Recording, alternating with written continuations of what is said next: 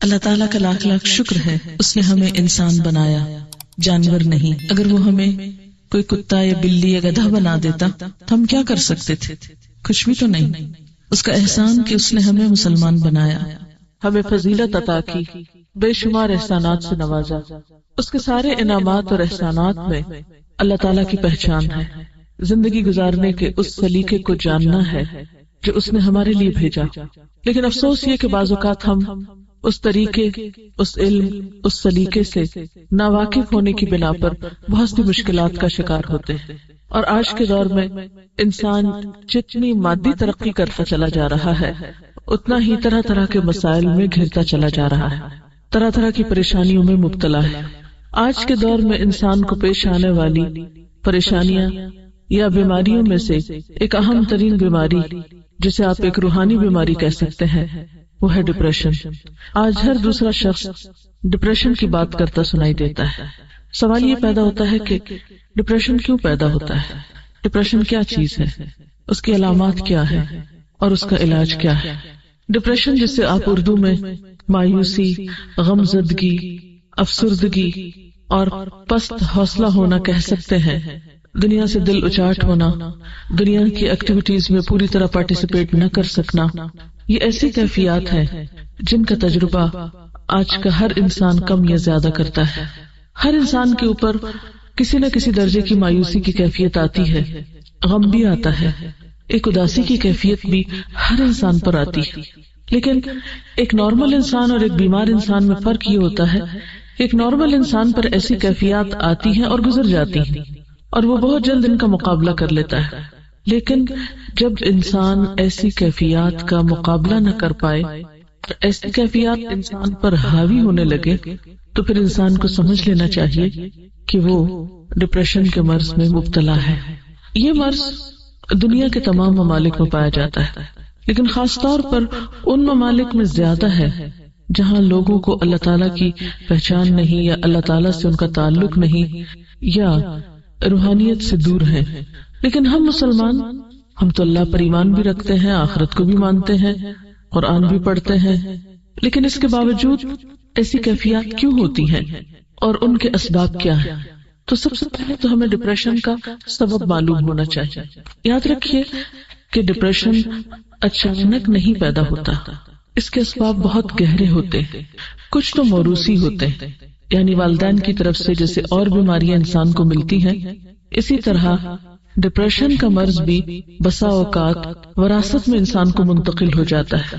پھر اسی طرح نروس سسٹم سے متعلق جتنی بھی بیماریاں ہوتی ہیں، خواہ وہ بظاہر ڈپریشن کی شکل نہ بھی اختیار کیے ہوں، لیکن وہ مل جل کر بسا اوقات ڈپریشن میں بدل جاتی ہیں، یعنی انسان کے اعصاب کا کمزور ہونا، یا اعصاب کو کسی بھی طرح کی تکلیف یا پریشر یا بوجھ پڑنا۔ پھر اس کے ساتھ ساتھ انسان کا ماحول بھی اسے ڈپریشن میں مبتلا کرتا ہے، یعنی موروثی سبب، موروثی سے مراد یہ کہ جو وراثت میں ہمیں ملا ہے، اس کے ساتھ ساتھ ماحول اس میں ایک اہم کردار ادا کرتا ہے۔ بعض اوقات ایک سبب ہوتا ہے، بعض اوقات کئی اسباب ہوتے ہیں۔ پھر اسی طرح ماحول میں کیا چیز ہے، مثلاً انسان کا گھر، اس کا خاندان، جہاں پر وہ کام کرتا ہے، یعنی اس کی ورک پلیس، پھر آن دا ہول ساری سوسائٹی اور معاشرہ، ان کے جو اثرات انسان پر پڑتے ہیں وہ اس کے اندر ڈپریشن پیدا کرتے ہیں۔ لیکن تجربے سے یہ بات پتہ چلی ہے کہ ڈپریشن کے خارجی یا معاشرے کے یا سوسائٹی کے اثرات سے زیادہ گھر کے اثرات یا اندرونی اثرات جو ہیں وہ انسان پر زیادہ مرتب ہوتے ہیں، یا انسان کو زیادہ پریشان کرتے ہیں بنسبت بیرونی اسباب کے۔ اور ڈپریشن کا اہم ترین سبب یا اہم ترین وجہ انسان کا وہ گھر ہے جس میں وہ رہتا ہے، اور ایسا گھر جس کے رہنے والوں کے درمیان باہم محبت اور مودت اور ایک دوسرے کے ساتھ موافقت نہ پائی جاتی ہو۔ جس گھرانے کے اندر، جس خاندان کے اندر رہنے والے افراد کے درمیان باہم بدگمانی پائی جاتی ہو، باہم ایک دوسرے کے ساتھ ڈفرینس آف اوپینین ہر معاملے میں پایا جاتا ہو، اور خصوصاً وہ بچے ڈپریشن کا شکار ہوتے ہیں بڑے ہو کر جن کے والدین نے ان کو بھرپور توجہ نہ دی ہو، یا جو والدین کی محبت اور شفقت سے کسی بھی وجہ سے محروم ہوئے ہو، یا جن پر والدین نے بے جا سختی کی ہو ناجائز طور پر۔ پھر اسی طرح ڈپریشن کے ان اسباب کے ساتھ ساتھ انسان کی بالکل اپنی ذات کے اندر بھی کچھ کشمکش ہوتی ہے جو ڈپریشن کا سبب بنتی ہے۔ اندر کی کشمکش کیا ہوتی ہے کہ انسان کے اندر کچھ خواہشات ہوتی ہیں، اور وہ خواہشات بالکل فطری خواہشات ہوتی ہیں۔ تو بعض اوقات جب انسان کی وہ خواہشات پوری نہیں ہوتی، یا وہ خواہشات حد سے بڑی ہوئی ہوتی، یا وہ خواہشات جائز کی حدود کو کراس کرنا چاہتی ہیں، اور معاشرہ یا دین یا مذہب یا حالات یا ماحول ہمارا اس کے راستے میں رکاوٹ بنتا ہے، تو یہ جو اندر کی کشمکش ہے یہ بھی انسان کو ڈپریشن میں مبتلا کر دیتی ہے۔ یعنی ذاتی خلفشار، اندر کی کشمکش، اندر کی جنگ۔ مثلا دل ایک چیز کو چاہتا ہے لیکن دوسری طرف انسان دیکھتا ہے کہ اس کے حالات اس کو اجازت نہیں دیتے، مثلا اس کی جیب اجازت نہیں دیتی، اس کا خاندان اجازت نہیں دیتا، اس کا دین اجازت نہیں دیتا۔ تو یہ جو کشمکش ہے انسان کے اندرونی جذبات کی اور بیرونی دباؤ کی، یا اندر ہی ایک قوت ہے جو ایک چیز طلب کر رہی ہے اور دوسری اس کو روک رہی ہے، تو وہ اندر کی جنگ جو ہے یہ بھی انسان کو بیماری میں مبتلا کر دیتی ہے۔ ان اسباب کے ساتھ ساتھ علامات کا جاننا بہت ضروری ہے، کیونکہ کسی بھی بیماری کی جب علامتیں ہم کو پتہ چلتی ہیں تو پھر انسان اس کا صحیح طور پر علاج کر سکتا ہے۔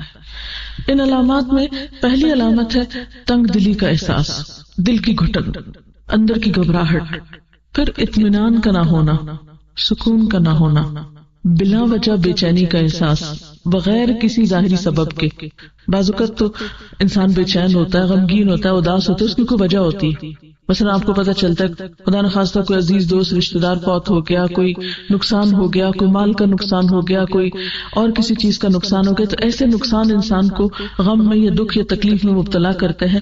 ایک بہت واضح اور آبویس سی ریزن ہوتی ہے، انسان کو پتہ چلتی ہے، لیکن بعض اوقات جب وجہ نہیں پتہ چلتی اور اندر ایک بے چینی ہے تو یہ پھر ڈپریشن ہے، یہ ڈپریشن کی علامت ہے۔ پھر اسی طرح سوچ میں تلخی، نیگیٹو تھنکنگ، ہر چیز کو الٹا دیکھنا، ہر چیز کو الٹا سوچنا، کسی کے سیدھے کام کو بھی غلط سمجھنا، ہر ایک پر شک کرنا، بدگمانی کرنا، یہ بھی اس کی علامات میں سے ہے۔ اور پھر ان ساری چیزوں کے نتیجے میں انسان کی نیند میں گڑبڑ ہو جانا، یعنی اللہ تعالیٰ نے انسان کی ان ساری تکلیفوں کو دور کرنے کے جو اسباب رکھے ہیں، اور اس میں خاص طور پر ایک بہت بڑا سبب جو ہے وہ نیند ہے، جس سے انسان سکون پاتا ہے، اس سے انسان عاری ہو جاتا ہے۔ اور اس وجہ سے آپ دیکھیں گے کہ بہت سارے لوگ نیند کی دوائیں کھا کر، مسکن ادویات کھا کر سوتے ہیں۔ تو ایسی ادویات کھا کر اپنے آپ کو سلائے رکھنا اور اپنے آپ کو دنیا کے وسائل سے فرار پر آمادہ کرنا، یہ اس کا علاج نہیں ہوا کرتا۔ اسی طرح بعض اوقات یہ ہے کہ اندرونی علامات کے علاوہ جسم پر بیرونی طور پر بھی یا جسمانی طور پر بھی کچھ علامات سامنے آتی ہیں۔ مثلا بہت زیادہ پسینہ ایک دم آنے لگنا، دل کا زور زور سے دھڑکنا، جسمانی کمزوری ہو جانا، انتہائی تھکاوٹ محسوس کرنا، یعنی تھوڑا سا کام کرنے پر بہت زیادہ تھک جانا، کام کرنے کی صلاحیت کا ختم ہو جانا، وسوسوں کا شکار ہو جانا۔ اسی طرح بعض اوقات مختلف فوبیاز جو ہو جاتے ہیں کہ لفٹ میں نہیں چڑھ سکتے، بند کمرے میں نہیں جا سکتے، اندھیرے میں نہیں جا سکتے، تو یہ چند ایک ظاہری اسباب بھی انسان کو پریشان کرتے ہیں، جو کہ عام نارمل حالات میں انسان کے لیے پریشانی کا سبب نہیں ہوتے۔ مثلا ایک نارمل انسان گھر میں اکیلا ہے، اندھیرے کمرے میں جا رہا ہے، لائٹ چلی جاتی ہے، وہ اسے بہت نارمل لیتا ہے، کہیں اوپر جانا، نیچے اترنا ہے۔ لیکن جب ڈپریشن ہوتا ہے تو ایسی چھوٹی چھوٹی چیزیں انسان کو بہت بادر کرتی ہیں، انسان کو کمزور کر دیتی، انسان ان چیزوں کے سامنے ہارنے لگتا ہے۔ پھر اسی طرح بعض اوقات تو یہ چھوٹی چھوٹی بیماریاں جو ہیں بڑی بیماریوں میں تبدیل ہو جاتی ہیں۔ مثلا بعض لوگوں کو السر ہو جاتا ہے، ہائپر ٹینسو ہو جاتے ہیں لوگ، اسی طرح استھما کی بیماری ہو جاتی ہے، بعض لوگوں کی اسکن پر ہی ڈیزیز آ جاتی ہے، جیسے ایگزیما وغیرہ ہو جاتا ہے۔ اب لوگ اسکن کے اوپر دوائی باہر سے لگا رہے ہیں، ایستما کے لیے بیرونی طور پر دوائیاں کھا کے کنٹرول کر رہے ہیں، اور ایستما ہے کہ کنٹرول ہو ہی نہیں رہا، بی پی کی دوائی کھا رہے ہیں، وہ کنٹرول ہو ہی نہیں رہا، ڈوز بڑھاتے جا رہے ہیں۔ اب وہ بظاہر علاج ہو رہا ہے لیکن اصل کاز کو پکڑا ہی نہیں گیا، روٹ کو تو چھڑا ہی نہیں گیا. ایسا ان کا نقصان کیا ہوتا ہے؟ ان دوائیوں کے پھر اپنے سائیڈ ایفیکٹس ہوتے ہیں، پھر ایک بیماری سے دوسری، دوسری سے تیسری، تیسری سے چوتھی، وہ بیماریوں کا ایک چین چل پڑتا ہے. اور بسا اوقات انسان ان بیماریوں کی اوٹ میں یا ان بیماریوں کے دامن میں پناہ لے کر اپنے لیے ایک جواز پیدا کر لیتا ہے، لیکن روٹ کاز اس کا کچھ اور ہوتا ہے. اس لیے کبھی بھی بظاہر ان نظر آنے والی بیماریوں کو ظاہری بیماریاں سمجھ کر علاج نہیں کرنا چاہیے، اس کے اصل سبب کی طرف بھی توجہ کرنی چاہیے. اور اس کے لیے سب سے پہلے یہ کہ درست ڈائگنوسس ہونے چاہیے، تشخیص صحیح ہونی چاہیے. عام طور پر علاج کیا کیا جاتا ہے؟ مریض کو سلا دیا جاتا ہے یا ٹرنکولائزرز دیے جاتے ہیں، لیکن یہ کافی نہیں ہے. یعنی روح کی بیماری کا علاج صرف گولیاں کھانے میں تو نہیں ہے. اس کا نقصان بعض اوقات کیا ہوتا ہے کہ انسان ایسی دوائیاں کھاتا ہے جس سے اس کا معدہ اور خراب ہوتا ہے. جب معدہ خراب ہوتا ہے اس کا نظام ہضم بگڑتا ہے، اس کی نیند کا سسٹم خراب ہوتا ہے، اس کے اندر صحیح خون پیدا نہیں ہوتا، سارے خون کے اندر دوائیاں دوڑ رہی ہوتی ہیں، تو اس سے بیماری جو ہے وہ بڑھتی چلی جاتی. یعنی انسان ظلم پر ظلم اپنے ساتھ کرتا چلا جاتا ہے لیکن چین کہیں بھی نہیں پاتا. ایسی صورت میں انسان کو حقیقی علاج کی طرف رجوع کرنا چاہیے. اور وہ کیا ہے؟ سب سے پہلے سوچ کی درستگی. کیونکہ جب تک سوچ درست نہیں ہوگی، جب تک زندگی کے بارے میں اپروچ ٹھیک نہیں ہوگی، اس وقت تک انسان صحیح نہیں ہو سکتا. اور اس کے لیے یہ ہے کہ انسان اللہ تعالیٰ پر بھروسہ کرتے ہوئے چھوٹے چھوٹے نقصانات پر اپنے آپ کو ضائع نہ کرے. مثلا کسی کا قول ہے کہ گرے ہوئے دودھ پہ افسوس کا اظہار نہ کرے، لیکن ہم میں سے اکثر لوگ اسی عادت کا شکار ہوتے ہیں کہ اگر سویرے سویرے چائے بناتے ہوئے دودھ گر گیا تو سارا دن اسی کا غم، ہر تھوڑی دیر بعد خیال ہے آج دودھ گر گیا تھا، آج دودھ گر گیا تھا، آج دودھ گر گیا تھا. اس سے مجھے جو ہے وہ چولہا صاف کرنا پڑا، پھر وہ نقصان ہو گیا، پھر گھر میں اسمیل ہو گئی، پھر یہ ہو گیا، وہ ہو گیا. وہ ہر تھوڑی دیر بعد وہ اپنے اثرات بھی چھوڑ جاتا ہے اور پھر ہم اسے دیکھ دیکھ کے دکھی ہوتے رہتے ہیں. حالانکہ جو گرنا تھا گر گیا، بس ختم. اس کے بعد اس کو بھولنے کی کوشش کرنی چاہیے، کیونکہ اب افسوس کرنے سے حاصل کچھ نہیں. پھر اسی طرح کسی نے یہ بھی کہا کہ سیٹی کو اس کی قیمت سے زیادہ میں نہیں خریدنا چاہیے. یعنی سیٹی ایک معمولی سی چیز ہے نا، ₹2 میں مل جائے گی، اس پہ ₹10 کیوں لگاتے ہیں آپ؟ تو جو چیز جتنی حیثیت کی، جتنی قیمت کی ہے، اس کو اسی قیمت میں رکھنا چاہیے، اس سے زیادہ اسے اہمیت نہیں دینی چاہیے. اگر ₹2 کا دودھ گر گیا یا ₹10 کا گر گیا تو اس کے بدلے میں اپنے آپ کو جو آپ اتنی قیمتیں ہیں اس کو کیوں پریشان کر رہے ہیں، اس کو کیوں نقصان دے رہے ہیں؟ تو چھوٹے چھوٹے نقصانات پر بڑی چیز قربان نہیں کرنی چاہیے. ہر چیز کو اتنی ہی اہمیت دیں، ہر چیز کو اتنی ہی اہمیت دیں جتنی اہمیت کی وہ لائق ہے. ہر نقصان پر اور ہر جانے والی چیز پر یہ سوچیں کہ اس چیز کی ویلیو کیا ہے، اس کی حقیقت کیا ہے، جس کے لیے میں اتنا رو رہی ہوں، کوڑ رہی ہوں، جان جلا رہی ہوں، خون جلا رہی ہوں، اس کی حقیقت کیا ہے. تو آپ دیکھیں گے کہ بہت ساری چیزیں جن پہ ہم دکھی ہوتے ہیں ان کی حقیقت کچھ بھی نہیں ہوتی، بالکل معمولی چیزیں ہوتی ہیں، لیکن اس پہ جو ہم خرچ کر رہے ہوتے ہیں وہ بہت بڑا ہوتا ہے. اور پھر اسی طرح یہ ہے کہ ماضی اور مستقبل کے دروازے بند کر دینے چاہیے، حال میں زندہ رہنے کی کوشش کرنی چاہیے. ماضی کو بھول جائیں اور مستقبل کے بارے میں سوچنا چھوڑ دیں. کل جس نے جنم ہی نہیں لیا اس کے بارے میں کیوں سوچ رہے ہیں، اور ماضی جو فوت ہو چکا اس کے بارے میں کیوں سوچتے ہیں؟ نہ وہ ہاتھ میں، نہ وہ ہاتھ میں. جو ہاتھ میں اس کی قدر کریں، جو آج پاس ہے اس کو ویلیو دیں. پھر اسی طرح آپ دیکھیں گے کوئی بھی بیماری اس کا علاج کرنے سے پہلے پرہیز زیادہ اچھا ہوتا ہے. جیسے عام طور پہ ایک محاورہ بھی ہے نا کہ پرہیز علاج سے بہتر ہے. یعنی بجائے اس کے کہ انسان ایک بیماری کا شکار ہو اور پھر علاج شروع کرے تو اس سے پہلے ہی پرہیز کرنا چاہیے. کیونکہ ڈپریشن کی بھی سٹیجز ہوتی ہیں، پہلا درجہ، دوسرا، تیسرا. آگے اگر آپ کو پہلے درجے کا ڈپریشن یعنی کہ آپ چھوٹی چھوٹی بات پہ افسردہ یا غمزدہ ہونا شروع ہوئے تو فوراً کانشیس ہو جائیں کہ نہیں اس سے آگے نہیں جانے دینا، اس کو کیا وجہ ہے، کیوں میں ایسا کر رہی ہوں. سبب کو جانیں اور اس سبب کو بالکل چھوٹا کر کے رکھ دیں. یہ تو کوئی بات ہی نہیں. بڑی سے بڑی بات کو اگر آپ تولیں اپنے مقابلے میں تو ہر جانے والی چیز کا نعم البدل ہو سکتا ہے، لیکن آپ کی اپنی ذات کا کوئی نعم البدل نہیں ہے. اگر آپ نہ رہے وما یغنی عنہ مالہ اذا تردی، انسان اگر خود ہلاک ہو جائے تو اس کا مال اس کے کس کام کا، دنیا کی نعمتیں کس کام کی. اس لیے سب سے پہلے تو پرہیز ضروری ہے.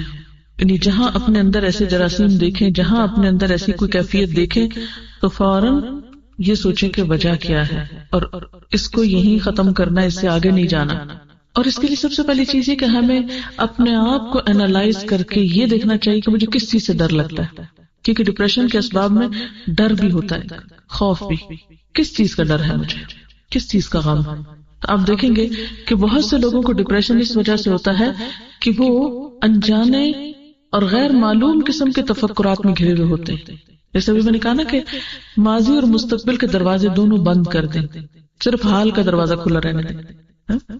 مثلا آپ دیکھیں کہ اگر آپ ایک گھر میں ہیں، بڑا گھر ہے اور آپ اس میں ایک کمرے میں رہ رہے ہیں، تو خلبندی کیا ہے کہ باقی کمرے بند کر دیں. کیوں آپ کھلا چھوڑتے ہیں ان کو کہ روز مٹی پڑے، روز صفائی کرنی پڑے؟ جب تک کوئی استعمال نہیں ہوتے تو بند رہے. جہاں آپ رہ رہے ہیں بس اسی کی حفاظت کریں. تو آپ آج میں رہ رہے ہیں، آج کو دیکھیں کہ آج کا دن آپ کے لیے کتنا قیمتی ہے، اس میں آپ کیا کر سکتے ہیں، اس سے کس طرح فائدہ اٹھا سکتے ہیں. تو اس میں یہ ہے کہ خوف ہمیشہ مستقبل کا ہوتا ہے نا، مستقبل کے بارے میں انسان کو کچھ پریشانیاں ہوتی ہیں. لیکن آپ جانتے ہیں، میں اور آپ سب ایمان رکھتے ہیں کہ ہر چیز اللہ کے اختیار میں ہے. کل کا علم صرف اللہ کو، صرف. اصل مشکل یہ ہے کہ ہمارا جو غیب پر ایمان ہے نا وہ درست نہیں، اللہ پر ایمان جو ہے وہی درست نہیں ہے. ہم ایمان بھی رکھتے اور ساتھ شرک بھی کرتے ہیں. ہم مستقبل کو اللہ کے حوالے نہیں کرنا چاہتے، اس کو اپنے ہاتھ میں رکھنا چاہتے ہیں. اس کے فیصلے اور اس کی بھلائی اور اس کا فائدہ ہم سمجھتے ہیں ہمارے ہاتھ میں، جبکہ ہمارے ہاتھ میں کچھ نہیں ہے. ہمارے ہاتھ میں تو وہ بھی نہیں ہے جو اس وقت میرے پاس ہے. ہم تو اتنے کمزور ہیں کہ ہمیں نہیں پتا کہ ابھی تھوڑی دیر میں کیا ہو جائے. دنیا میں ہر آن کتنی تبدیلیاں ہو رہی ہیں. کسی کو پتا تھا یہ ہوائیں اور یہ بارشیں اور یہ ٹھنڈک اور یہ سب پھر اس طرح لوٹ آئے گا اور پورے ملک کو بارش اس طرح لپیٹ لے گی؟ کسی کو خبر نہیں تھی. 2-4 دن پہلے کسی کے وہم و گمان میں بھی نہیں تھا. ہو سکتا ہے کہ آپ ایک ہفتہ پہلے کی گرمی دیکھ کے پریشان ہو رہے ہوں اور سوچ رہے ہوں کہ ہائے گرمی آ رہی، کم از کم اور تو کسی کا نہیں مجھے پتا، میں اپنے بارے میں ضرور کہہ سکتی ہوں کہ ذرا سی دھوپ تیز ہوئی تو مجھے ایک دم پریشانی ہوئی اللہ، اور میں اپنے دماغ پہ بوجھ ڈال کے بیٹھ گئی اب پھر گرمی آ رہی، مجھ سے تو کچھ نہیں ہوگا. اور تھوڑی دیر میرے اوپر وہ کیفیت رہی، پھر میں نے سوچا چھوڑو، کوئی پتہ نہیں کل کو کیا ہوتا ہے اور کیا ہونا اور کیا نہیں. اور اس کے بعد میں فوراً اس کیفیت سے نکلی. اور اگر میں نہیں نکلتی اور سارا دن میں اپنے آپ کو اس میں مبتلا رکھتی تو واقعی میں کچھ نہیں کر سکتی تھی. میرے اپنے اوپر وہ کیفیت آئی ایک خوف کی کہ گرمی آ رہی ہے، کیونکہ مجھے گرمی سے ڈر لگتا ہے بہت. جہنم سے بھی بہت ڈر لگتا ہے اور گرمی سے بھی بڑا لگتا ہے. تو مجھے لگتا ہے کہ گرمی آئی تو میرے کام کرنے کی صلاحیت جو کم از کم آدھی ختم ہو جائے گی، تو بہت مشکل پڑتی ہے مجھے اس کو ڈیل کرنے میں. خیر، اور آج جب مجھے سردی لگ رہی تھی تو میں سوچ رہی تھی کہ میں کتنی احمق تھی کہ میں گرمی سے پریشان ہو رہی تھی. مجھے نہیں پتا تھا کہ اگلے ہفتے موسم ایسا ہو جائے گا. اور واقعی ہمیں نہیں پتا کہ کل کے لیے جس چیز سے ہم پریشان ہو رہے ہیں وہ کل ہوگی بھی کہ نہیں ہوگی. تو ہر وہ چیز جس کا خوف آنے لگے، کوئی بھی چیز، کیونکہ خوف ڈپریشن کا سبب بنتا ہے، ہر وہ چیز جس کا خوف آنے لگے اس کو اپنے دل سے نکالنے کی کوشش کرے کہ نہیں، میں نے کل نہیں دیکھا، مجھے نہیں پتا کہ کل کیا ہوگا، آج نہیں ہے یہ چیز میرے پاس تو اس لیے مجھے پرواہ نہیں کرنی چاہیے. پھر آپ دیکھیں کہ دوسری بات یہ کہ جن چیزوں کا ہمیں خوف ہے ان کے اسباب معلوم کر کے سبب دور کرنے کی کوشش کر لیں. کوئی بھی چیز جس کا آپ خوف ہے آپ کو، تو اس کے لیے تیاری کر لیں. مثلا اگر مجھے خوف ہے گرمی کا تو میں ذرا دیکھ لوں کہ اسی ٹھیک کام کر رہا ہے یا نہیں، کپڑے گرمیوں کے ہیں یا نہیں، یعنی تیاری کر لوں، بجائے اس کے کہ خوف زدہ ہو کے بیٹھ جاؤں اور سوچتی جاؤں اور بس. اس سے تو مسئلہ حل نہیں ہوگا. نمبر 1 یہ کل کا کسی کو نہیں پتا. نمبر 2 یہ کہ ہاں نہیں پتا لیکن پھر بھی ہم ایکسپیکٹ کرتے ہیں کہ ایسا ہو سکتا ہے، پاسبلٹی ہے اور ہو بھی جاتا ہے ایسے، تو اس کے لیے ابھی سے تیاری شروع کر دیں، اس کا بندوبست کریں، اس سبب کو دور کرنے کی کوشش کریں. اور پھر آپ دیکھیں گے کہ جب سبب دور ہوگا یعنی تیاری ہوگی تو آپ کے اندر ایک کانفیڈنس آئے گا کہ نہیں اب آ جائے، اگر مشکل آتی بھی تو میں نبٹنے کی صلاحیت رکھتی، مجھے پتا ہے کہ کیسے ڈیل کرنا ہے اس لیے گھبرانے کی کیا ضرورت ہے. ہمارے اور خوف کیا ہوتے ہیں؟ مثلا سارے خوف کو تو میں یہاں ذکر نہیں کر سکتی، چند ایک خوف کا ذکر کر سکتی. مثلا ہمیں خوف ہوتا ہے کہ ہم کل کھائیں گے کہاں سے، ہمارا کیا بنے گا، ہمارے رزق کا کیا ہوگا، کون ہمارے لیے کمائے گا، کون ہمارے لیے لائے گا، کہاں سے کھائیں گے، کیا ہوگا. اور یہ خوف جن کے پاس بہت کچھ ہے ان کو بھی ہے اور جن کے پاس نہیں ہے ان کو بھی ہے، سب کو ہی ہوتا ہے. اللہ تعالیٰ نے قرآن پاک میں اس کا بہت اچھا جواب دیا ہے، وَكَأَيٍّ مِّن دَابَّةٍ لَا تَحْمِلُ رِزْقَهَا اللَّهُ يَرْزُقُهَا وَإِيَّاكُمْ وَهُوَ السَّمِيعُ الْعَلِيمُ. کتنے ہی جانور ہیں جو اپنا رزق اٹھائے نہیں پھرتے، ان کی پیٹھ پہ نہیں لدا ہوا، اللہ ان کو رزق دیتا ہے اور تمہارا رازق بھی وہی ہے. آخر اتنے سال زندگی کے گزارے، کسی دن بھوکے تو نہیں سوئے نا. 20 سال عمر ہے، 40 سال عمر ہے، 40 سال کھلایا نا اس نے. تو جس نے پچھلے 40 سال کھلایا وہ اگلے بھی کھلا دے گا، یہ اس کے ذمہ ہے۔ ہم اپنی طرف سے کوشش کرتے رہیں، جو ہم سے بن پڑتا ہے بناتے رہیں، اور باقی معاملہ اس پہ چھوڑ دیں۔ پھر اسی طرح عموماً کیا ہوتا ہے، ہمیں خوف ہے کوئی مصیبت نہ آ جائے، یہ نہ ہو، مثلاً یہ شنڈلیر خدا نہ خاصہ یہ نہ گر پڑے، یہ شیشہ نہ ٹوٹ جائے، کہیں آگ نہ لگ جائے، وہ کہیں باہر نکلی میں بھی خدا نہ خاصہ ایکسیڈنٹ نہ ہو جائے۔ یعنی یہ چھوٹی چھوٹی باتیں ہوتی ہیں نا جو ہر وقت ہمارے دل سے آ کے گزرتی رہتی ہیں، چھوٹے چھوٹے خوف، یہ نہ ہو جائے، وہ نہ ہو جائے، وہ نہ ہو جائے، یعنی مصیبت کے آنے کا خوف، کسی بھی قسم کی مصیبت کے آنے کا خوف۔ اللہ تعالیٰ فرماتے ہیں ما اصاب من مصیبت فی الارض ولا فی انفسکم الا فی کتاب من قبل ان نبرأها ان ذلک علی اللہ یسیر۔ کوئی مصیبت ایسی نہیں جو زمین میں یا تمہارے اپنے نفس پہ نازل ہوتی ہو اور ہم نے اس کو پیدا کرنے سے پہلے ایک کتاب میں لکھ نہ رکھا ہو۔ ایسا کرنا اللہ کے لیے بہت آسان ہے، وہ تو لکھی جا چکی، اب کیا کرو گے؟ پریشان ہونے سے وہ ٹل جائے گی؟ ہاں ایک بات ہے، دعا کرو، دعا سے تقدیر بدلتی ہے، اور اپنے آپ کو ذہنی طور پر کسی بھی آنے والے حادثے کے لیے تیار رکھو، اللہ سے مدد مانگتے رہو کہ اللہ تعالیٰ ہر شر سے، ہر مصیبت سے بچائے، حفاظت کی دعائیں کرو، حفاظت کے اسباب اختیار کرو، کیونکہ اللہ نے انسان کو عقل دی ہے اور نبٹنا بھی سکھاتا۔ اور آپ نے یہ بھی دیکھا کہ جب کچھ پڑ جاتا ہے تو گزر بھی تو جاتا ہے نا، اور پھر اس موقع پر کچھ پچھلی مصیبتوں کو یاد کر لیں، وہ جو فلاں پڑی تھی تو کیا ہو گیا تھا، آئی تھی اور گزر ہی گئی نا، پھر کیا ہوا؟ کسی بڑے سے بڑے حادثے کو، بڑی سے بڑی پریشانی، بڑے سے بڑے دکھ کو یاد کر لیں، اور پھر دیکھیں کہ وہ دکھ پہلے بہت بڑا تھا، پھر آہستہ آہستہ ختم ہو گیا۔ ہر آنے والا دکھ چلا جاتا ہے، کوئی نہیں رہتا دنیا میں، تو خدا نہ خواستہ اگر کوئی آ بھی گیا تو چلا بھی جائے گا۔ ایمان سلامت رہنا چاہیے، کیونکہ ہوتا یہ ہے کہ دکھ چھوٹا ہوتا ہے اور نقصان ہم بڑا کر بیٹھتے ہیں، وہ سیٹی کو اس کی قیمت سے زیادہ پہ خریدتے ہیں، مشکل چھوٹی ہوتی ہے اور اس کے لیے اپنے آپ کو گھلا ڈالتے ہیں، اپنے آپ کی قیمت لگا دیتے ہیں نا اس میں۔ پھر اللہ تعالیٰ فرماتے ہیں وَإِن يَمْسَسْكَ اللَّهُ بِضُرٍّ فَلَا كَاشِفَ لَهُ إِلَّا هُوَ وَإِن يَمْسَسْكَ بِخَيْرٍ فَهُوَ عَلَى كُلِّ شَيْءٍ قَدِيرٌ۔ اگر اللہ تمہیں کسی قسم کا نقصان پہنچائے تو اس کے سوا کوئی نہیں جو تمہیں اس نقصان سے بچا سکے، اور اگر وہ تمہیں کسی بھلائی سے بہرہ مند کرے تو وہ ہر چیز پہ قادر ہے۔ گویا نقصان بھی اس کے ہاتھ میں، نفع بھی اس کے ہاتھ میں۔ جب میرا تعلق اس سے مضبوط ہے تو میں اس سے خیر کی توقع کیوں نہیں رکھتی کہ وہ مجھے اپنے خیر سے ہی نوازے گا اور شر مجھ سے دور کر دے گا۔ پھر اسی طرح انسان بسا اوقات بیمار ہونے سے ڈرتا ہے کہ بڑھاپا ہوا تو میرا کیا بنے گا، کہیں چھوٹی موٹی درد شروع ہوئی، یہ درد شروع ہو گئی، اب تو یہ بڑھے گی، اور اب تو میری عمر اتنی ہو گئی، اور اس عمر میں تو فلاں کو میں نے دیکھا تھا، اس کا یہ حال تھا، اور فلاں کا تو یہ بن گیا، اب میرے ساتھ پتہ نہیں کیا ہونے والا ہے۔ ایک خوف۔ اب ہوتا کیا ہے کہ انسان، یعنی یہ بات اب ایک طرح سے پرووڈ ہے کہ انسان کے بہت سارے ایکشنز اس کی سوچ کا نتیجہ ہوتے ہیں، بہت ساری بیماریاں صرف اس کی سوچ کی وجہ سے ظاہر ہوتی ہیں، حالانکہ حقیقی سبب کوئی نہیں ہوتا جسم میں ان کا۔ تو اب ایک چیز جس کو ہم نے کسی کے ساتھ ہوگی ہم نے اس کو اپنے پہ لے لیا، نہیں اس کے ساتھ ہوگی اب مجھے بھی ضرور ہو جائے گی۔ اور عموماً آپ نے دیکھا ہوگا کہ کسی کو زکام میں دیکھا تو ہمیں لاحق ہو جاتا ہے، کسی کی آنکھ خراب دیکھی بس ایک دیکھنے کی دیر ہے وہ ہمیں بھی پہنچ جائے گی مرض۔ کیوں ایسا ہوتا ہے کہ ایک شخص سے مجھے زیادہ اثر ہو جاتا ہے، کسی دوسرے کو کیوں نہیں ہوتا؟ کیونکہ میرے اپنے اندر وہ جذب کرنے کی صلاحیت زیادہ ہے، وہ اس بیماری کو میں نے خود دعوت دے دی ہے، وہ ڈر خوف کے مارے وہ میرے اوپر حاوی ہو گئی ہے۔ اور اگر اس وقت انسان دعا پڑھ کے معاملہ اللہ کے حوالے کر دے، حدیث میں آتا ہے نا کہ جو شخص کسی مصیبت زدہ کو دیکھ کے یہ دعا پڑھے گا اللہ تعالیٰ اس کو اس مصیبت سے محفوظ کر دے گا۔ یعنی چھوٹی سی بھی کسی کو تکلیف میں دیکھے نا، مثلا کوئی گر گیا، کوئی اٹک گیا، کوئی ذرا سا بھی کسی دکھ میں مبتلا ہوا ہے، فوراً پڑھ دے الحمدللہ الذی عافانی ممن ابتلاہ بہ، اللہ کا شکر ہے جس نے مجھے اس مصیبت سے بچا کے رکھا ہے۔ تو جب شکر ادا کریں گے اللہ تعالیٰ کا تو اللہ تعالیٰ آپ کو محفوظ کر لے گا، اور یقین کے ساتھ پڑھیں۔ پھر اس کے بعد یہ ہے کہ ابراہیم علیہ السلام کا اللہ تعالیٰ پر ایسا بھروسہ تھا، ایسا تعلق تھا اللہ تعالیٰ کے ساتھ کہ وہ خاص طور پر اس کا ذکر کرتے ہیں وَإِذَا مَرِضْتُ فَهُوَ يَشْفِينِ، کیا وہ بیماری آ گئی، اگر میں بیمار ہوتا ہوں تو مجھے شفا دے دیتا ہے، وہ شفا دے سکتا ہے، میرا اس سے تعلق ہے، مجھے کوئی مشکل نہیں۔ بیماری سے کیوں ڈرتا ہوں؟ بیماری آ بھی گئی تو شفا بھی آ جائے گی، وہ سبب پیدا کر دے گا۔ پھر اسی طرح یہ ہے کہ سوچ کی تبدیلی کے ساتھ ساتھ کچھ اور کام بھی کرنا ضروری ہے، اور ان میں اہم ترین چیز یہ کہ اللہ تعالیٰ کے ساتھ مسلسل تعلق، مستقل تعلق، کیونکہ ساری قوت اور ساری طاقت اس کے پاس ہے۔ انسان بے حد کمزور ہے سوائے اس کے کہ جسے اللہ قوت دے دے. ساری قوت کا سرچشمہ تو وہ ہے. تو جب انسان اس کو تھام لیتا ہے تو وہ دراصل استمسک بالعروۃ الوثقی لا انفصام لها.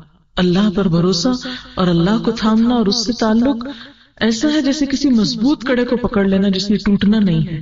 تو جو شخص اللہ تعالیٰ پہ بھروسہ کرتا ہے اللہ تعالیٰ ضرور اس کو سہارا دیتا ہے. پھر اسی طرح نماز سے مدد لینا. آپ صلی اللہ علیہ وسلم کا طریقہ کیا تھا؟ جب ذرا بھی پریشان ہوتے تھے، تھوڑی سی بھی پریشانی آتی تو سب سے پہلے نماز کی طرف رجوع کرتے، فوراً نماز کے لیے کھڑے ہو جاتے.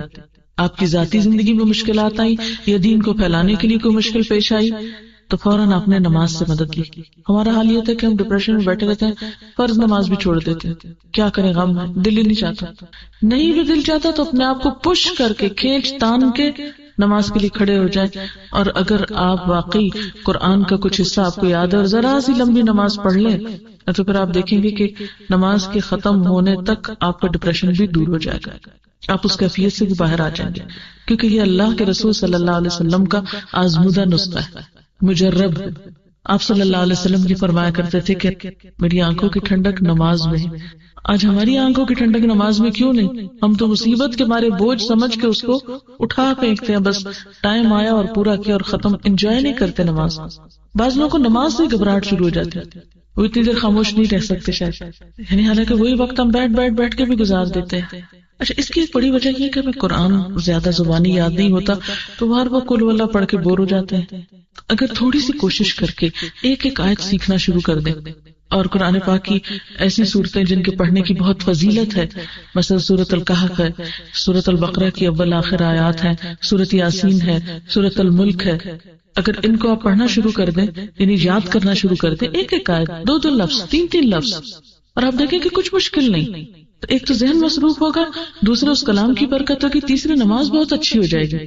ہم عموماً شکایت کرتے ہیں کہ نماز میں دل نہیں لگتا، تو اگر آپ بدل بدل کے آیات پڑھیں تو آپ دیکھیں گے کہ نماز آپ کو کھینچ کے رکھے گی، پکڑ کے رکھے گی. اور جب ہم ایک روایتی سے نماز پڑھتے ہیں نا، بس کھڑے ہو گئے اور کچھ پتہ نہیں اللہ اکبر کب ہوئی اور سلام کب پھیر لیا، ایسی نماز پہ فائدہ نہیں دیتی. پھر اسی طرح اللہ تعالیٰ کا ذکر. الا بذکر اللہ تطمئن القلوب. اللہ کے ذکر سے دلوں کو اطمینان نصیب ہوتا ہے.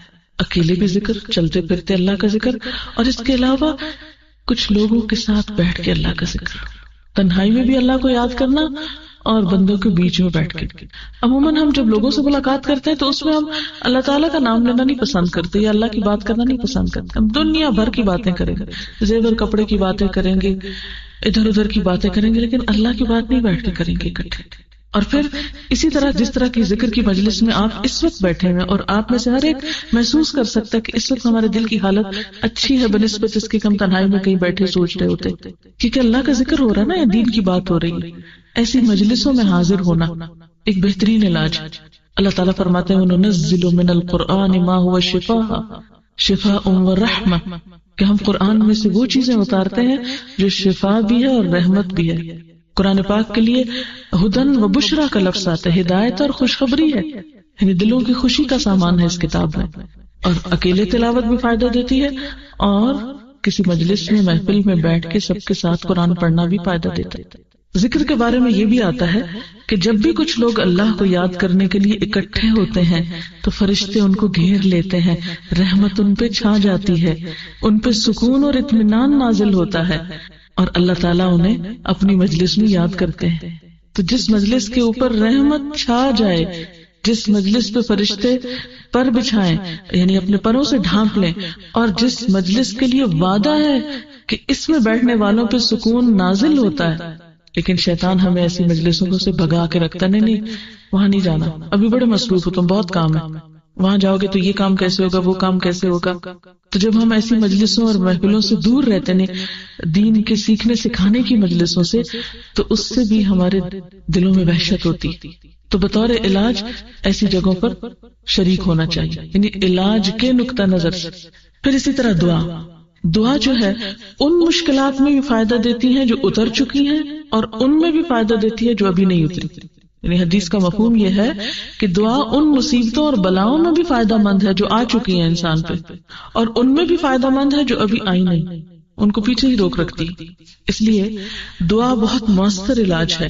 قرآن پاک میں اللہ تعالیٰ فرماتے ہیں وَقَالَ رَبُّكُمُ ادْعُونِي أَسْتَجِبْ لَكُمْ، تمہارا رب کہتا ہے مجھے پکارو، مانگو تو صحیح، میں قبول کروں گا تمہاری دعا.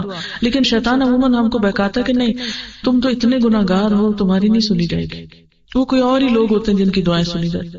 کس نے آپ کو بتا دیا کہ جب آپ کا رب آپ کو کہہ رہا ہے ادعونی استجب لکم، مانگو مجھ سے دوں گا میں تم کو، پھر ہم کیوں نہیں مانگتے؟ اور ساتھ ہی پھر اللہ تعالیٰ نے ڈانٹ پلائی ان الذین یستکبرون عن عبادتی سیدخلون جہنم داخرین، جو لوگ گھمنڈ میں آ کر میری عبادت سے میری دعا سے منہ موڑتے ہیں وہ ضرور ذلیل و خوار ہو کر جہنم میں داخل ہوں گے. یعنی دعا نہ کرنا انسان کی بدبختی کی علامت ہے، اور یہ بدبختی انسان کو پھر بڑی مصیبت میں مبتلا کر دیتی. اس لیے یا حی یا قیوم برحمتک، اٹھتے بیٹھتے دعائیں کرنا، اللہ تعالیٰ سے مدد حاصل کرنا، یہ انسان کے لیے بہترین نسخہ ہوتا ہے.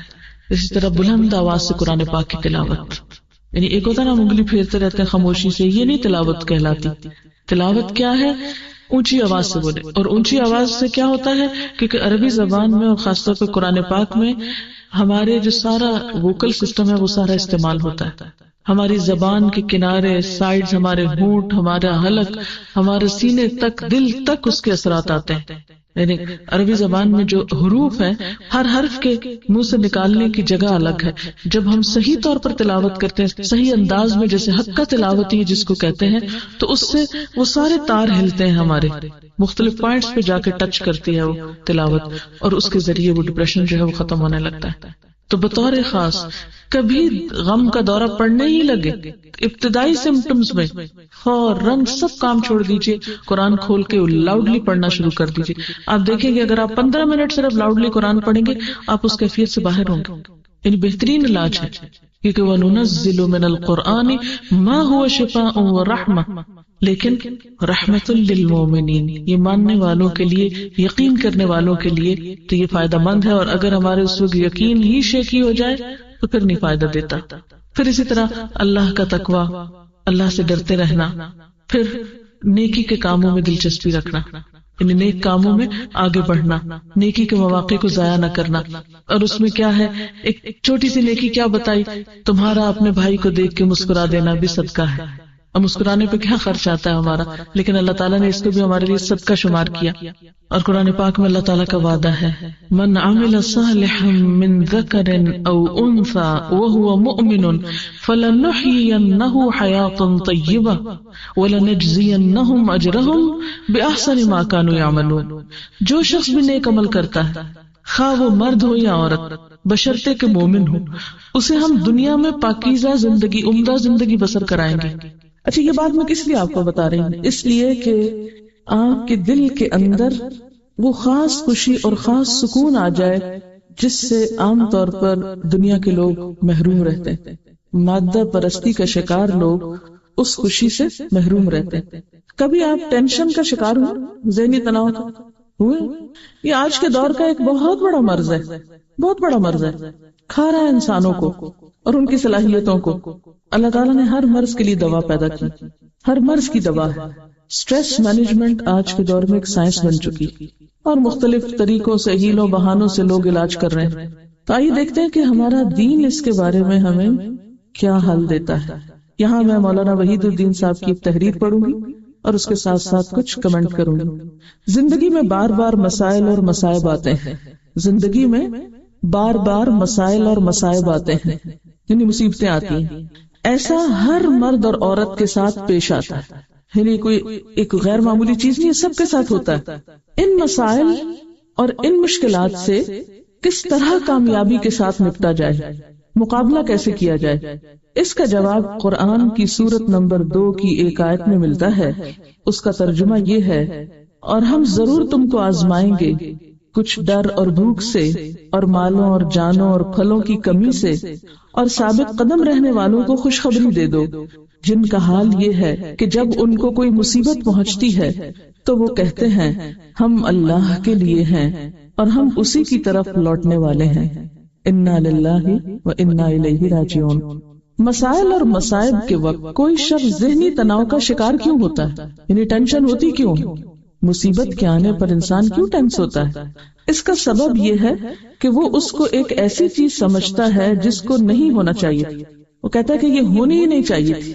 آدمی اگر یہ سمجھ لے کہ جو کچھ پیش آیا ہے وہ خود فطرت کے قانون کے تحت پیش آیا ہے تو وہ کبھی ذہنی تناؤ کا شکار نہ ہو. یعنی ہم کہتے ہیں اسے نہیں ہونا چاہیے تھا، اگر انسان مان لے کہ نہیں اس کو تو ہونا تھا اور ایسا ہوتا رہتا ہے اور یہ زندگی کا ایک حصہ ہے، it's part of life, accept کر لے کہ جو ہونا تھا ہو گیا تو ٹینشن ختم ہو جائے گی. مثلا اگر آندھی اور بارش آئے تو وہ بھی انسان کے لیے مسئلہ پیدا کرتی. یاد کر لیجیے پچھلے سال کی بارشیں، کوئی مسئلہ پیدا ہوا تھا؟ میرے خیال ہر گھر میں کچھ نہ کچھ مسئلہ ہوا ہوگا. مگر آندھی اور بارش کے وقت آدمی ذہنی تناؤ کا شکار نہیں ہوتا، اس کو فطرت کے قانون کے تحت ہونے والا واقعہ سمجھتا ہے کہ بارشیں تو آتی ہی ہیں، آندھیاں بھی آتی ہیں، اور معتدل انداز میں اس کا سامنا کرتا ہے، یعنی پازیٹیولی اس کو فیس کرتا ہے. یہی معاملہ زندگی کے مسائل اور مصائب کا بھی ہے. یہ چیزیں خالق کے تخلیقی منصوبے کے تحت پیش آتی ہیں. تخلیقی منصوبہ کیا ہے؟ اللہ تعالیٰ کا جو پلان ہے کریشن کا، اس کا یہ حصہ تھی. وہ انسان کے لیے زحمت میں رحمت، بلیسنگ ان ڈسگائز کی حیثیت رکھتی ہیں، یعنی ایک چھپی ہوئی بلیسنگ یا نعمت ہوتی، کیونکہ ان مع العسر یسرا ہوتا ہے. آدمی اگر پیش آنے والے مصائب کو اس حیثیت سے لے تو وہ کبھی ذہنی تناؤ کا شکار نہ ہو. مسائل یا مصائب کا سامنا کرنے کے دو طریقے ہیں، یعنی مسائل یا مشکلات کو نبٹنے کے دو طریقے ہیں. ایک صبر کا طریقہ ہے اور دوسرا بے صبری کا طریقہ. بے صبری کا طریقہ دوسرے لفظوں میں منفی رد عمل، نیگیٹو رسپانس کا طریقہ ہے. بے صبری کیا ہے؟ Negative response. ذہنی تناؤ ہمیشہ بے صبری کا نتیجہ ہوتا ہے، عجلت، جلد بازی، صبر نہ کرنا. اس کے مقابلے میں صبر کا طریقہ آدمی کو ذہنی تناؤ کا شکار ہونے سے بچا لیتا ہے. یعنی انسان اگر ایکسپٹ کر لیتا ہے اور خاموش ہو جاتا ہے، اس کڑوے گھونٹ کو پی لیتا ہے کہ تو زندگی کا حصہ، پھول کے ساتھ کانٹا ہے، اگر چپ گیا اور خون نکل رہا ہے تو اس خون کو ہٹا دو اور تھوڑا ہاتھ مل لو، ٹھیک ہو جائے گا. لیکن اگر انسان اس موقع پہ کہے نہیں میں تو آئندہ میں تو پھول کو ہاتھ نہیں لگاؤں گا اور میں اس کو دیکھوں گا نہیں، پھر تو کیا ہوگا؟ ہمیشہ کے لیے پھول سے ملنے والی خوشبو اور خوشی سے محروم ہو جائے گا. اس دنیا میں ہر آدمی قانون خداوندی بالفاظ دیگر قانون فطرت کے تابع ہے. وہ اپنے آغاز میں بھی اسی قانون کے ماتحت ہے اور اپنے آخر میں بھی اسی قانون کے ماتحت. ایسی حالت میں حقیقت پسندی کا طریقہ یہ ہے کہ کوئی مرد یا عورت جب بھی کسی مسئلے سے دوچار ہو تو وہ معتدل انداز میں اس کا سامنا کرے اور اس کو اپنے حق میں خیر سمجھ کر قبول کر لے. تکلیف دہ، ناپسندیدہ اور پریشان کن چیزوں کو اپنے حق میں خیر سمجھ کے قبول کر لے، اس میں خیر کے پہلو تلاش کرنے لگے کہ اس کی وجہ سے میری زندگی میں کہاں کہاں بھلائی بھی آئی. اس آیت میں مصیبتوں کا مقصد ابتلاء وَلَنَبْلُوَنَّكُمْ بتایا گیا ہے. ابتلاء کے معنی امتحان یا آزمائش کے ہیں. انسانی زندگی میں اس قسم کے امتحان کا مقصد کیا ہے؟ مقصد یہ ہے کہ اس کو حوادث کے درمیان تربیت دے کر زیادہ بہتر انسان بنایا جائے. یعنی مشکلات کیوں آتی ہیں؟ انسان کو کیا بنانے کے لیے؟ زیادہ بہتر انسان بنانے کے لیے. جیسے کوئی بھی امتحان، مثلاً پارا ٹیسٹ ہوتا ہے آپ کا، تو اگرچہ آپ ایک ٹینشن سے گزرتے ہیں، تکلیف سے گزرتے ہیں، بہت سی مشکلات آپ کو ہوتی ہیں، لیکن کچھ فائدہ بھی ہوتا ہے. مثلاً ایک طریقہ تو پڑھنے کا یہ تھا کہ آپ آئیں، دلچسپی سے لیکچر سنیں اور پھر گھر چلے جائیں، اور ایک یہ ہے کہ آپ اس کو لکھیں، یاد کریں اور پھر اس کو ریپروڈیوس کریں. دونوں میں سے بہتر کیا ہے آپ کے لیے جو آپ کی شخصیت یا آپ کی ذات یا آپ کے علم کا حصہ بن جاتا ہے کہ آپ اس کو اس درجے میں اپنے اندر اتاریں کہ آپ پھر ریپروڈیوس بھی کر سکیں، پھر آپ مفید بن جاتے ہیں. اور اگر صرف اتنا ہو کہ آپ کی اپنی ذات نے سنا اور آپ کے اپنے اندر تک فائدہ ہے تو وہ کچھ زیادہ فائدہ نہیں ہے. امتحان کا مقصد یہ ہے کہ اس کو حوادث کے درمیان تربیت دے کر زیادہ بہتر انسان بنایا جائے. حوادث کسی آدمی کے لیے ترقی کا زینہ ہے. حوادث کے ذریعے، حادثوں کے ذریعے آدمی کا ذہن بیدار ہوتا ہے، اس کی عقل زیادہ کام کرتی ہے. یعنی ہر حادثہ انسان کو جگاتا ہے، ہوش میں لاتا ہے. مشکلات سے انسان کے اندر پختگی آتی ہے، انسان میچور ہوتا ہے. جیسے کچا برتن آگ میں پک کر پکا ہو جاتا. مٹی تو وہی ہوتی ہے. کبھی برتن بننے کا عمل دیکھا یا سنا یا پڑھا؟ مٹی کو پانی میں ڈال کے گوندھ کے پھر اس سے کیا ہوتا ہے؟ ایک خاص شیپ میں برتن بنایا جاتا ہے، پھر اس کو تپایا جاتا ہے آگ پر.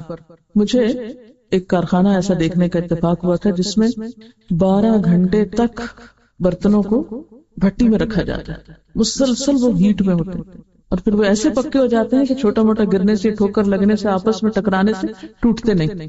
بہت سے لوگ زندگی میں چھوٹے چھوٹے ٹکراؤ سے ٹوٹ جاتے ہیں، یہ کچے برتن ہے نا، ٹوٹ جاتے ہیں، دراڑیں آ جاتی ہیں ان میں، لیکن جو برتن زیادہ دیر تک پکے ہوئے ہوتے ہیں، یہ خاص مقدار تک تپے ہوئے ہوتے ہیں، وہ چھوٹی چھوٹی باتوں سے پھر ٹوٹتے نہیں ہیں، وہ پھر کام کے ہوتے ہیں، وہ فائدہ مند ہوتے ہیں۔ اور کچے برتن جن میں دراڑیں ہوتی ہیں وہ کام کے نہیں ہوتے، کچھ بھی ڈالو ان میں سب بہہ جائے گا، فائدہ نہیں اس کا۔ اور اللہ تعالیٰ جس شخص سے کوئی بڑا کام لینا چاہتا ہے اس کو اتنا ہی زیادہ آزمائش میں ڈالتا ہے۔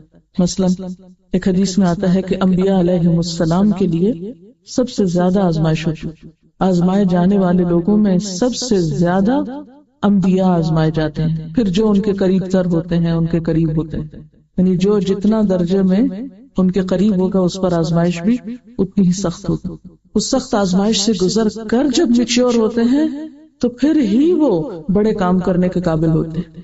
حادثے آدمی کو متحرک کرنے کا ذریعہ ہے، ایکٹیو رکھتے ہیں، ورنہ تو ہم سو جائیں، سست ہو جائیں۔ جب چیلنجز سامنے ہوتے ہیں تو ہم زیادہ کام کرتے ہیں۔ حوادث آدمی کے لیے زندگی کے سفر میں مہمیز کا کام کرتے ہیں۔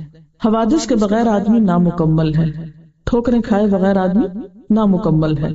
یہ حادثے ہی ہیں جو آدمی کی شخصیت کو مکمل شخصیت بناتے ہیں۔ اس سے معلوم ہوا کہ حادثوں کا صحیح مقابلہ یہ نہیں کہ اپنے اندر ذہنی عمل کو سپریس کر دیا جائے یا اس کو دبانے کی کوشش کی جائے۔ بہت سے لوگ یہی طریقہ اختیار کرتے ہیں، وہ سگریٹ یا شراب کے ذریعے اس کو بھلانے کی کوشش کرتے ہیں، وہ مخصوص ورزشوں کے ذریعے اپنے اندر ذہنی عمل کو معطل کر دینا چاہتے ہیں، یعنی ٹینشن ریلیز کرنے کے لیے وہ خاص قسم کی ایکسرسائزز کرنے لگتے ہیں، سوچنا چھوڑ دیتے ہیں۔ وہ حقیقی زندگی سے فرار یعنی اسکیپ کرنے کا کوئی طریقہ تلاش کر لیتے ہیں۔ وہ میڈیٹیشن کے ذریعے اپنے ذہن کو ایک ایسی حالت میں لے جاتے ہیں جس کو ذہنی تحذیر انٹلیکچوئل اینستھیزیا کہا جا سکتا ہے۔ میڈیٹیشن سے وقتی طور پر تو آپ کو کیا ملتا ہے؟ بہت ایک ریلیف ملے گا، لیکن حقیقت میں اگر آپ دیکھیں تو جتنی دیر آپ میڈیٹیشن کر رہے ہیں اور اپنے آپ کو اس میں کھپا رہے ہیں، لگا رہے ہیں اور کچھ اور ہی سوچنے لگ گئے جس کا آپ کی حقیقی زندگی سے تعلق نہیں، تو آپ نے ایک طرح سے اپنے ذہن کو سلا دیا، چیلنج کا مقابلہ کرنے کے لائق نہیں رہے۔ اس قسم کے تمام طریقے فطرت کے خلاف ہیں، اور جو چیز فطرت کے خلاف ہو وہ کبھی انسان کے لیے مفید نہیں ہو سکتی۔ اسلام نے ہمیں ایسے مواقع پر نہ کوئی میڈیٹیشن بتائی ہے، نہ کوئی ایکسرسائز بتائی ہے، سمپل سا طریقہ بتایا ہے، نماز پڑھو اور اللہ سے دعا کرو اور ایک دوسرے کو تھام کے رکھو، وتواصوا بالحق وتواصوا بالصبر۔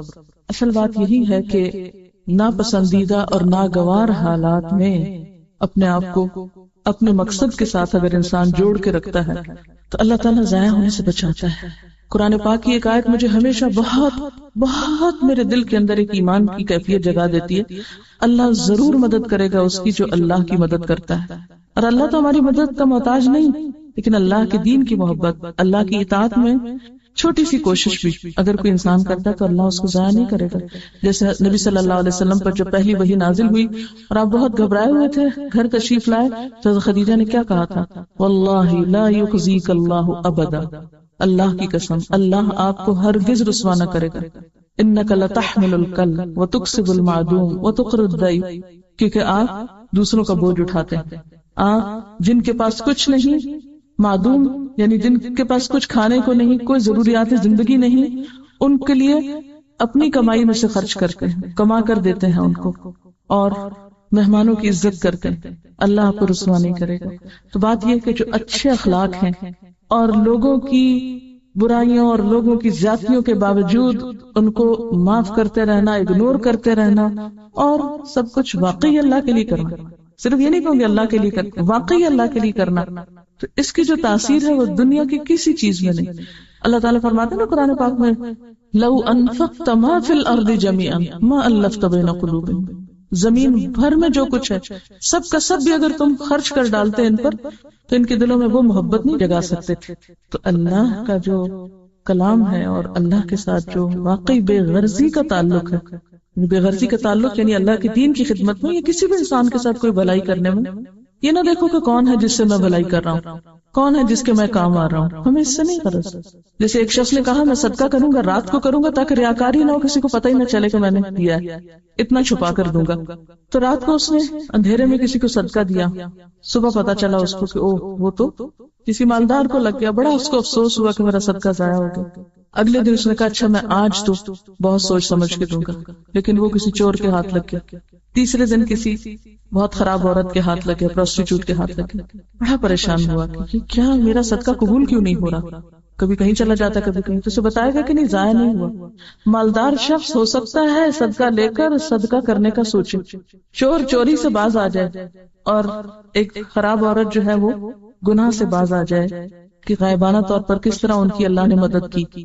تو انسان کو مخلص ہو کر، بے غرض ہو کر، نیک نیتی کے ساتھ نیکی کرتے چلے جانا چاہیے. اگر وقتی اور فوری طور پر اس کا کوئی رزلٹ سامنے نہیں بھی آتا تو مایوس نہیں ہونا چاہیے، چھوڑ نہیں دینا چاہیے. جب اللہ کے لیے کیا ہے تو ضائع نہیں ہو سکتا. ہم تنگ نظر ہے نا، ایک کام کرتے ہم کہتے 2 اور 2 4، اس کا رزلٹ یوں سامنے آنا چاہیے، میری اس نیکی کا نتیجہ اس شکل میں سامنے آنا چاہیے. کبھی بھی یہ نہ دیکھیں کہ چھوٹا کام ہے یا بڑا، کیا ملے گا اس سے، کیا حاصل ہوگا، لوگ میری تعریف کریں گے کہ نہیں، مجھے کچھ دیں گے کہ نہیں. تو انشاءاللہ جب آپ اللہ اور اپنے بیچ میں سیلف کو ذرا ہٹا کے رکھیں گے، سیلف کو، تو آپ کا سفر تیز ہو جائے گا انشاءاللہ. جب ہم نیکی اس لیے کرتے نا، مثلا اگر میرے گھر میں درس ہوگا تو میں دین پر اتنا خرچ کروں گی، اگر میرے علاقے میں یہ چیز ہوگی تو میں آج صبح میں ایسے سوچ رہی تھی کہ اگر آئندہ کسی نے میرا انٹرویو کیا تو میں اسے کہوں گی ایک سوال پوچھو مجھ سے کہ دین کے راستے میں رکاوٹیں کتنی ہیں، کون سی رکاوٹ سب سے بڑی؟ تو میں ضرور کہوں گی کہ لوگوں کی خود غرضیاں اور لوگوں کی ذاتیں، نفس. کیونکہ جب ہم خود غرض ہوتے ہیں نا، میرا فائدہ، میرا بچہ، میرا گھر، میری ذات، میرا نام، میری شہرت، میری اہمیت، پھر دین تو پیچھے چلا جاتا ہے. جب ہم دین کو بلند کرتے ہیں تو اللہ آپ کو بھی عزت دے دیتا ہے. لیکن جب ہم خود کو بلند کرنے کی کوشش کرتے ہیں تو دین تو کہیں رہ جاتا نا ایک طرف، اور پھر اپنی بلندی بھی رستے میں رہ جاتی ہے. اللہ تعالیٰ کسی کا اجر نہیں ضائع کرتا، کسی کا احسان ضائع نہیں کرتا. کسی کا بھی چھوٹا سا نیک عمل، من یعمل مثقال ذرۃ خیرا یرہ، ذرے کے برابر بھی اگر کوئی نیکی کرتا ہے نا، کوئی اچھا کام کرتا ہے، کسی انسان نے نہیں دیکھا، وہ کوئی نہیں قدردانی کرنے والا، لیکن اس نیکی کی خوشی آپ ہی کے دل کے اندر لوٹ کر آئے گی. آپ کر کے تو دیکھیں. اس لیے اللہ تعالیٰ کا وعدہ ہے کہ ایسے لوگوں کو ان کے اجر ان کے بہترین اعمال کے مطابق آخرت میں بھی عطا کریں گے، یعنی دنیا میں بھی اچھی زندگی ملے گی اور آخرت میں بھی. اور پھر اسی طرح یہ ہے کہ زندگی میں اعتدال اور توازن بہت ضروری ہوتا ہے. یعنی ڈپریشن سے نکلنے کے لیے اعتدال والی زندگی بہت ضروری ہوتی ہے، کیونکہ عام طور پر جب ہماری زندگی میں انتہائی رویے آتے ہیں تو اس وقت بھی مشکل زیادہ پیدا ہوتی ہے. یعنی افراط و تفریط کا شکار نہیں ہونا. افراط و تفریط میں کیا آتا ہے؟ مثلا اگر آپ کسی سے محبت کرتے ہیں تو حد سے زیادہ، نفرت کریں تو حد سے زیادہ، غصہ کریں تو حد سے زیادہ، کھائیں تو حد سے زیادہ، سوئیں تو حد سے زیادہ. تو یہ افراط و تفریط ہوتی ہے. تو جب ہم ہر چیز میں حد سے بڑھنے لگتے ہیں تو پھر اس کا ریئیکشن ہوتا ہے نا، اس کے روح پر اثرات ہوتے ہیں. اس کے لیے معتدل زندگی بسر کرنا ضروری ہے. اور پھر آخری بات توبہ، کیونکہ ڈپریشن عموماً گلٹ سے بھی ہوتا ہے. گناہ کے اثرات بعض اوقات روح پر رہ جاتے ہیں. مثلا آپ نے کسی کے ساتھ زیادتی کی، وقتی طور پر تو اپنے آپ کو تعویل کر کے مطمئن کر لیا کہ نہیں اسی کا قصور تھا، اس لیے میرا حق بنتا تھا کہ میں ایسا کروں. اب چونکہ آپ نے اپنی غلطی مانی ہی نہیں، اس پر توبہ ہی نہیں کی، اس سے نکلے ہی نہیں، تو اب یہ تو نہیں ہو سکتا نا کہ آپ کانٹے بوئیں اور پھر کانٹے آپ کو کاٹنے نہ پڑے. وہ تو کاٹنے پڑیں گے آپ کو. آپ غلط کریں، کسی کے ساتھ زیادتی کریں، ظلم کریں، اور پھر وہ آپ پر پلٹے نا، یہ کیسے ہو سکتا ہے؟ ظلم تو اندھیرا ہے، اور وہ اندھیرا قیامت کے دن تو ویسے ہوگا، مگر دنیا میں دل پہ آتا ہے جو ڈپریشن کا سبب بنتا ہے. اس لیے چھوٹا گناہ ہو یا بڑا گناہ ہو، اس کی توبہ میں ٹال مٹول نہ کرے. اور اللہ تعالیٰ نے انسان کو ایسا دل دیا نا کہ ہلکا سا بال برابر بھی کوئی غلط کام ہو جاتا ہے نا تو وہ دل پر ضرور دکھائی دیتا ہے، وہ نظر آتا ہے. یہ الگ بات ہے کہ انسان اس کو نظر انداز کر دے، دیکھنا ہی نہ چاہے، لیکن وہ آتا ہے. جو ہی وہ آنے لگے تو بجائے اس کے کہ آپ اس کو نگیٹ کریں، نہیں کوئی نہیں میں نہیں مانتی، نہیں مان لیں. آپ دیکھیں کہ جو ہی آپ مانیں گے ہم ریلیکس ہو جائیں گے کہ اللہ تعالیٰ میں اعتراف کرتی ہوں میں نے غلطی کی ہے. اگر کسی انسان کے ساتھ زیادتی کی تو معافی مانگ لیں، سوری کہہ دیں، تو آپ دیکھیں گے کہ جو ہی آپ مانیں گے دوسرا بھی ڈھیلا پڑ جائے گا. ہوتا کہ تعلقات کب خراب ہوتے ہیں؟ جب آپ غلطی نہیں مانتے اور دوسرا شخص بھی کھینچا تانی شروع کر دیتا، آپ اپنی طرف بات کھینچتے، وہ اپنی طرف کھینچتا، نتیجہ کیا ہوتا ہے کہ شدید قسم کا اختلاف ہوتا ہے، اور پھر وہی لوگ آپ کے لیے ایک مصیبت بن جاتے ہیں، ان کے اندر رہنا مشکل ہو جاتا ہے، پھر انسان ان سے فرار حاصل کرنے کی کوشش کرتا ہے۔ تو ایسی صورت میں انسان سمپلی مانے ہاں میرا قصور ہے، میری غلطی ہے۔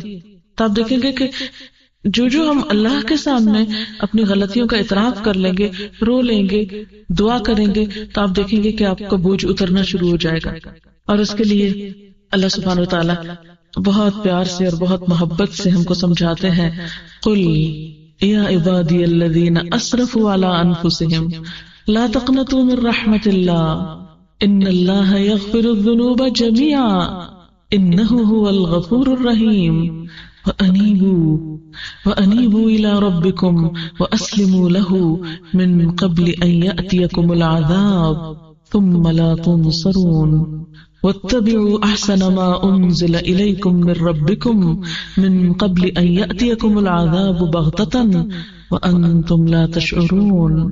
کہہ دیجئے کہ اے میرے بندو جنہوں نے اپنی جانوں پہ زیادتی کی ہے، اللہ کی رحمت سے مایوس نہ ہو جاؤ، یقیناً اللہ سارے گناہ معاف کر دیتا ہے، وہ تو غفور الرحیم ہے۔ پلٹ آؤ اپنے رب کی طرف اور مطیع بن جاؤ اس سے پہلے کہ تم پہ عذاب آ جائے، پھر کہیں سے تمہیں مدد نہ ملے، اور پیروی اختیار کرو اپنے رب کی بھیجی ہوئی کتاب کی اس سے پہلے کہ تم پر اچانک عذاب آ جائے اور تم کو خبر بھی نہ ہو۔ تو یہ ہے علاج۔ نمبر 1 اس بات کا یقین کہ سارے گناہ معاف ہو جاتے ہیں، یہ یقین رکھ کے معافی مانگی جائے۔ نمبر 2 پھر آئندہ کے لیے چھوٹے چھوٹے گناہوں میں بھی جلدی واپس پلٹا جائے، یعنی ایک دفعہ پچھلے سارے معاف کرا کے، جیسے بہن حج کر کے آئی ہے ماشاءاللہ، انشاءاللہ حج مبرور ہوگا، پچھلی ساری صفائی ہو گئی، بس اب تسلی ہونی چاہیے الحمدللہ پچھلے سب معاف، کیوں اللہ کا وعدہ۔ اب آئندہ کے لیے چھوٹی موٹی بھی کوتاہی ہو جائے فوراً پلٹو، اس کو لمبا نہ جانے دو۔ پہلے تو انتظار تھا نا آج پہ جائیں گے تو سب، وہ تو ہو گیا الحمدللہ اللہ کے فضل و کرم سے۔ اب آئندہ کے لیے چھوٹا سا بھی کچھ کمی بیش، مثلاً اور کچھ نماز میں تاخیر ہو جاتی ہے، انسان ہے نا، اور پھر انسان گلٹی فیل کرتا ہے میں نے نماز پڑھی بھی تو کیا پڑھی، دیر سے پڑھی، یا کوئی بھی کمی بیشی، کیونکہ وہ جو جہاں بھی ہم ڈنڈی مارتے ہیں نا تو وہ ضرور ہمارے اپنے اندر ہی آ کے چپتا ہے، پتہ چل جاتا ہے یہاں نہیں ٹھیک کیا، تو ساتھ ساتھ فوراً پلٹو، وَأَنِيبُوا پلٹ آؤ، واپس آ جاؤ، دور نہیں جانا۔ شیطان اگر چھوٹا سا بہکا بھی گیا، ذرا سا رستے سے اتارا بھی، تو پیچھے نہیں اس کے چل پڑنا، واپس۔ اور پھر وَاتَّبِعُوا پیروی کرو، احسن ما انزل الیکم من ربکم تمہارے رب نے جو چیزیں تمہاری طرف اتاری ہیں ان میں سے بہترین چیزوں کی، خوبصورت باتوں کی جو اللہ نے کتاب میں اتاری ہیں ان کی پیروی کرو، اس سے پہلے کہ پکڑ ہو جائے اور تم کو پتہ بھی نہ ہو کہ یہ میرے اپنے گناہوں میں کہیں پکڑ ہوئی ہے۔ وآخر دعوانا الحمد للہ رب العالمین۔ سبحان اللہ والحمد للہ ولا الہ الا اللہ واللہ اکبر ولا حول ولا قوة الا باللہ العلی العظیم۔ اللہم صل وسلم علی سیدنا محمد، اللہم صل وسلم علی سیدنا محمد۔ ربنا آتنا فی الدنیا حسنة وفی الآخرة حسنة وقنا عذاب النار۔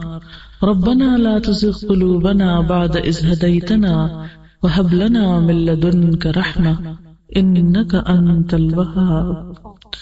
ربنا هب لنا من أزواجنا وذرياتنا قرة أعين واجعلنا للمتقين إماما۔ يا حي يا قيوم برحمتك نستغيث، لا إله إلا الله أنت الحليم الكريم۔ سبحان الله رب العرش العظيم والحمد لله رب العالمين۔ رب نسألك موجبات رحمتك وعزائم مغفرتك والغنيمة من كل بر والسلامة من كل اسم، لا تدع لنا ذنبا إلا غفرته ولا هما إلا فرجته ولا حاجة هي لك ردا إلا قضيتها يا أرحم الراحمين۔ یا اللہ پاک جو کچھ بھی ہم نے پڑھا ہے تو اسے قبول فرما، جو بات تیری مرضی کے مطابق ہوئی ہو ہمیں اس پر عمل کی توفیق دے، کوئی بات زبان سے ایسی نکلی ہو جو آپ کو پسند نہ آئی ہو تو یا اللہ ہمیں اس سب کو اس سے دور کر دے اور ہمیں سچا علم عطا فرما۔ یا اللہ ہمیں اپنی محبت عطا کر، یا اللہ اپنے سوا ہر چیز کا خوف دل سے دور کر دے۔ یا اللہ ہمیں اپنی ذات پر بھروسہ اور توکل کرنا سکھا. یا اللہ ہمیں اپنی ذات کا ایسا یقین عطا کر کہ جس سے ہماری دنیا کی ساری مشکلات آسان ہو جائیں. یا اللہ ہمیں ایسی اطاعت کی توفیق عطا کر جو ہمیں تیری جنت تک پہنچا دے اور تو ہمیں اپنی رحمتوں سے ڈھانپ لے. یا اللہ تو ہم پر اپنا فضل فرما. یا رب العالمین جس گھر پر اپنی خیر و برکت نازل فرما، ان کی ساری تکلیفیں، دکھ، پریشانیاں، مشکلات، بیماریاں سب کچھ دور فرما. یا اللہ ان کا حج قبول فرما اور انہیں اپنے حج کی حفاظت کی توفیق عطا فرما اور آئندہ کے لیے نیکیوں کے دروازے ان پہ کھول دے. یا اللہ ہم سب کو بھی نیکی اور بھلائیوں کی طرف سبقت کرنے والا بنا. یا رب العالمین ہماری اولادوں کو ہماری آنکھوں کی ٹھنڈک بنا. یا رب العالمین ہمارے شوہروں کو ہماری آنکھوں کی ٹھنڈک بنا. یا رب العالمین ہمارے وقت میں، زندگی میں برکت پیدا فرما. یا اللہ ہم سے ایسا کام لے لے جس سے تو راضی ہو جائے. رب اوزعنی ان اشکر نعمتک التی انعمت علی وعلی والدی وان اعمل صالحا ترضاه وادخلنی برحمتک فی عبادک الصالحین. یا رب العالمین یا ارحم الراحمین یا ذی الجلال والاکرام یا من بیدہ ملکوت السماوات والارض یا من هو علی کل شیء قدیر. یا اللہ ہمارے ہر کام میں اخلاص پیدا کر دے. یا اللہ ہمارا ہر کام ایسا کام ہو جو تجھے پسند آ جائے اور ہماری زندگی میں جو چیزیں آپ کو پسند نہیں ان سب کو دور کر دے. یا رب العالمین تو ہمیں دنیا اور آخرت میں اپنی رحمتوں سے ڈھانپ لے. ربنا تقبل منا انك انت السميع العليم وتب علينا انك انت التواب الرحيم. وصلى الله تعالى على خير خلقه محمد وعلى آله واصحابه واهل بيته اجمعين برحمتك يا ارحم الراحمين. الہی آمین.